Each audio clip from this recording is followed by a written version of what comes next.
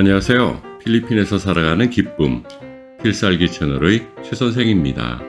최근 한국에서 흥행에 성공한 영화나 드라마의 소재로 해외에서 벌어지는 여러 사건들이 사용되고 있는 것 같습니다. 범죄의 도시가 그랬고 수리남이 또 그런 것 같습니다. 특히나 그런 범죄들이 한국인에 의해 계획되고 벌어진다는 점에서 더 자극적인 요소가 되고 있고 그로 인한 우려도 커지는 것으로 알고 있습니다. 하지만 그런 강력 범죄들이 우리 주변에서 늘상 일어나는 일도 아니고 일반적인 관광객들이 노출될 확률도 매우 적습니다. 거의 없다고 봐야겠죠. 그에 반해 사기를 당하는 경우는 꽤나 발생하고 있습니다. 특히나 한국에 계신 분들에게 앙헬레스라는 동네는 사기라는 단어를 연상시킬 수도 있을 듯합니다. 소수의 경우라도 그런 일이 벌어졌었던 것은 사실이니까요. 그래서 오늘은 제 경험과 주변에서 들은 이야기를 바탕으로 앙헬레스에서 벌어졌거나 벌어지고 있는 사기의 유형에 대해 좀 알아볼까 합니다. 그들이 어떻게 접근하고 어떻게 행동하는지를 아는 것은 내가 그런 일을 당하지 않게 하는 백신의 효과가 있을 테니까요.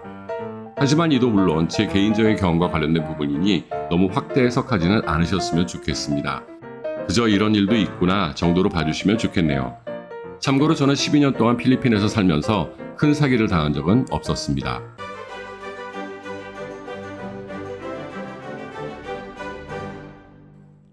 먼저 소소한 일상에서 당하는 일들입니다. 대체로 필리핀 사람들에 의해 벌어지는 경우죠. 일단 이들은 한국 사람들이 돈이 많다고 생각합니다. 자신들의 월 수입에 비하면 어림도 없는 것들을 입고 먹고 다니니까요. 그러다 보니 일단 한국인들에게는 더 많은 대가를 받으려고 시도합니다. 물건값은 유명한 사기 수단입니다.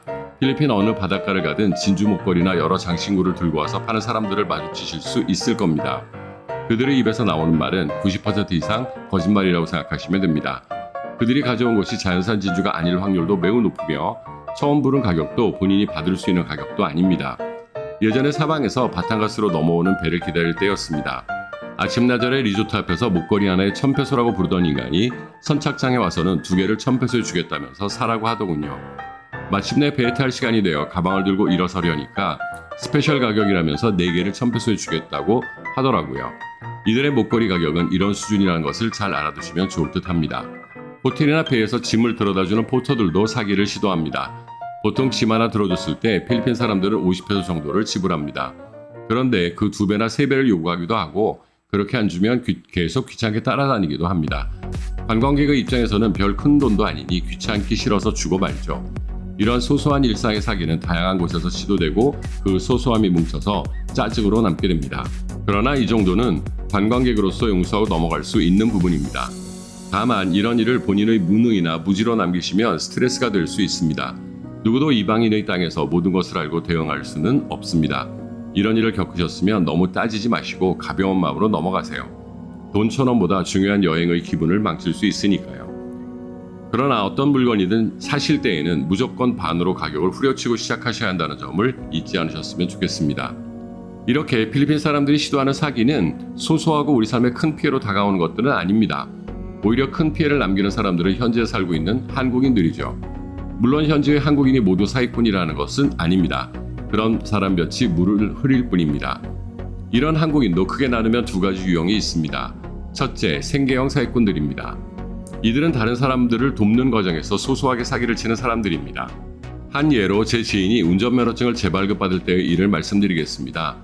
이분의 운전면허증은 1년 전에 만료가 되었고 그것을 재발급받으려면 여러 가지 귀찮은 일이라 주변의 도움을 받았습니다. 당연히 도움에는 수수료가 포함되기 마련이죠. 이분도 그 생각은 했습니다. 우연히 제가 옆에 있게 되었는데 이 친구가 청구하는 비용이 좀 묘합니다. 일단 1년 넘게 재발급을 안 한 벌금이 1,500페소라고 하더군요. 실제로는 50페소입니다. 그리고 각종 발급 비용이 또 6,000페소라고 하네요. 보통 3,000페소 정도 듭니다. 그리고 이를 원활하게 하기 위해 주는 뒷돈이 2,000페소 든다고 합니다. 실제로 이런 일은 뒷돈이 필요 없습니다. 그리고 자기 수수료는 알아서 달라고 하네요. 총 9,500페소를 달라고 하는데 실제 비용은 3,050페소 정도면 충분합니다. 한화 15만원 정도를 덧붙인 것입니다. 거기에 본인 수고비도 따로 받겠죠. 제가 기가 막힌 표정으로 멍하니 지인을 쳐다보니 그분이 빙긋이 웃으시면서 알겠다고 그 비용에 2,000페소 더 줄 테니 일을 처리해달라고 하더군요. 그 사람이 간 후 제가 말씀을 드리자 그분은 웃으면서 이렇게 말씀하셨습니다. 나도 대충은 알고 있어. 하지만 내가 직접 가서 일을 처리하자니 귀찮고 저 친구도 크게 뭘 해먹으려고 하는 게 아니라 본인 집세 충당하려고 저러는 것일 텐데 도와주는 셈 치고 시키지 뭐. 이런 식으로 각종 비용에 조금씩 추가금을 붙여서 본인의 생계를 이어가는 생계형 사기꾼들은 의외로 많습니다. 하지만 본인이 직접 일처리를 하지 않으려 한다면 어쩔 수 없이 발생하는 비용으로 생각하는 수밖에 없죠.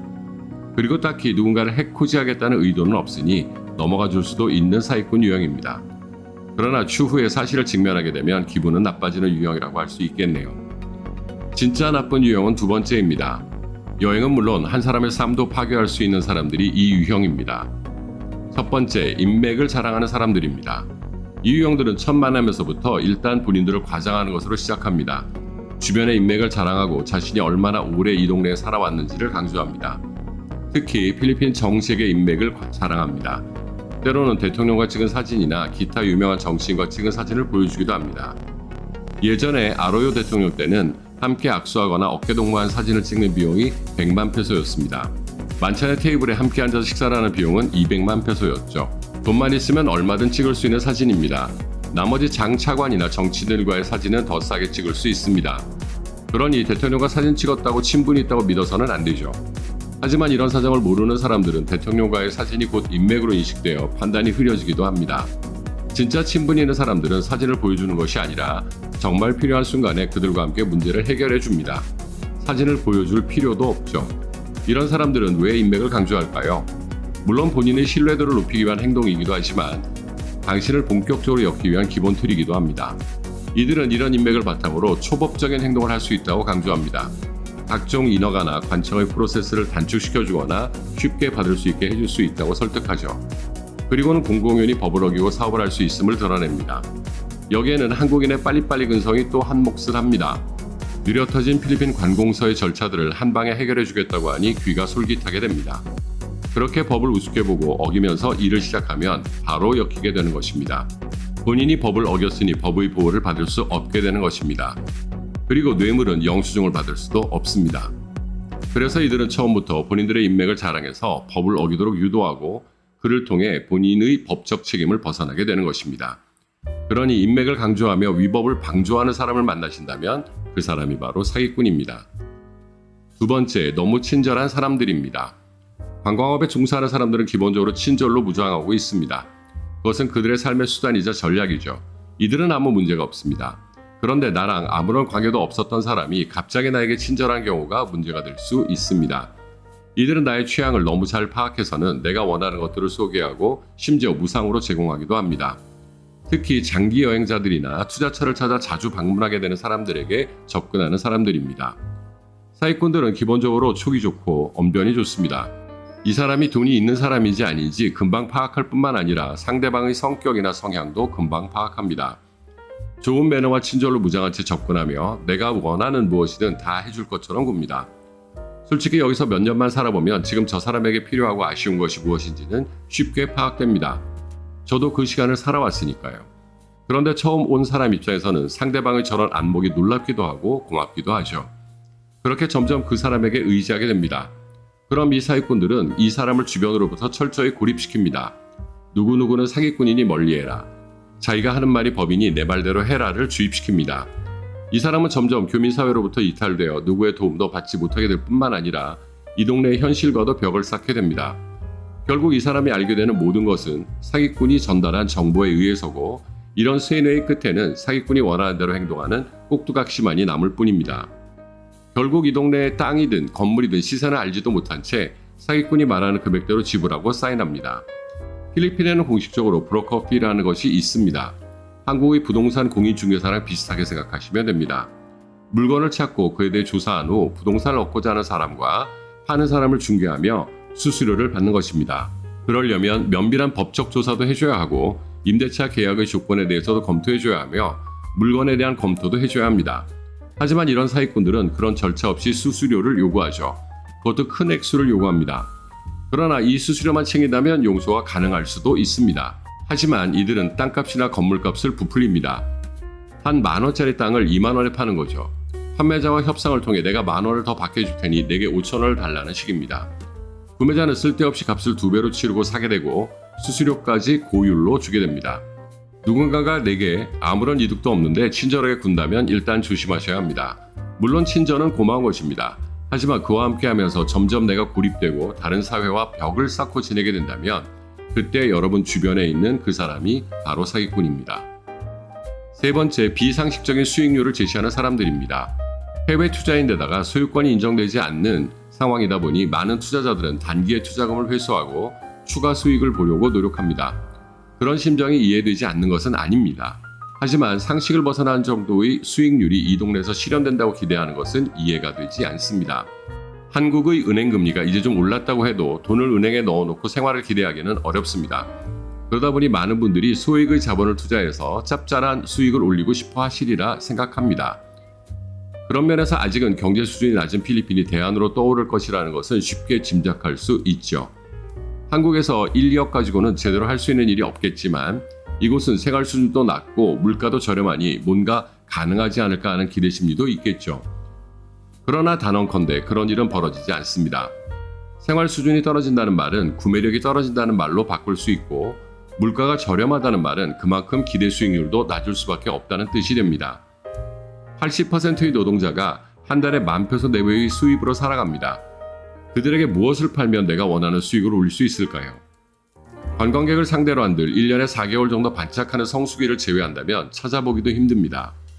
많은 수혜 호텔들이 4개월 동안 벌고 나머지 8개월은 버틴다는 공식으로 운영되고 있습니다.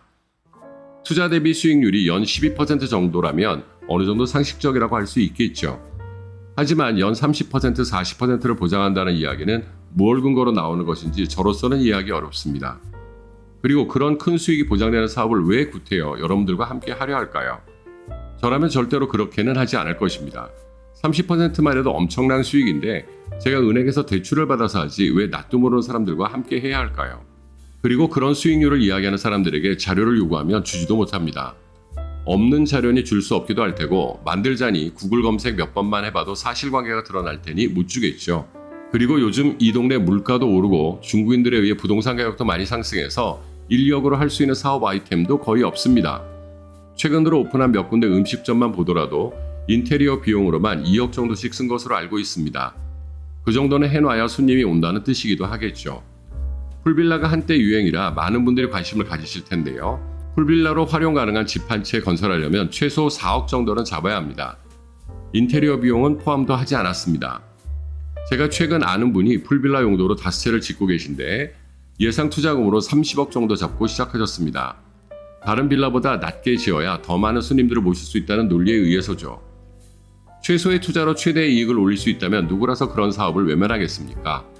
뭘 하기도 애매한 1억 정도 투자해서 1년에 3천만 원, 4천만 원 벌 수 있다면 저라도 당장 투자하겠죠. 하지만 그런 일은 쉽게 벌어지지 않습니다. 불행히도 2022년의 앙헬레스에서 1억을 가지고 할 수 있는 변변한 사업도 없을 뿐만 아니라 수익률 30%를 내줄 수 있는 구매력도 이 시장에는 없습니다. 현금이 흘러야 어디론가 돈이 모일 텐데 그 현금의 흐름 자체가 어려운 동네가 되어가고 있으니까요. 그리고 한창 현금이 돌 때에도 그런 수익률은 기대하기 어려웠습니다. 물론 여자 장사, 물 장사에서는 그런 수익을 올리는 경우도 있었다고 들었습니다. 하지만 그런 사업은 일단 불법이라는 두 글자를 간판으로 내걸고 하는 일들입니다. 누군가가 현재나 과거의 자료는 하나도 없이 분홍빛 미래만을 이야기하며 엄청난 수익률을 설파하고 있다면 그 사람이 바로 사기꾼입니다. 원고를 쓰다 보니 하염없이 길어지고 있네요. 워낙 할 말이 많은 분야다 보니 그런 것 같습니다. 위에서 제가 너무 단정적으로 이야기한 부분들도 있는 것 같습니다. 하지만 이 모든 것은 제 개인적인 경험과 관련된 것들이니 최 선생은 이렇게 생각하는구나 정도로 이해해 주시면 좋을 듯 합니다. 그리고 해외 투자나 이민의 삶은 쉬운 것이 아닙니다. 한 번 조심할 것 2번 조심해서 나쁠 일은 절대 없으니까요. 다음에는 위의 유형과는 또 다른 유형의 사기꾼들에 대해 이야기해 보도록 하겠습니다. 최 선생이었습니다.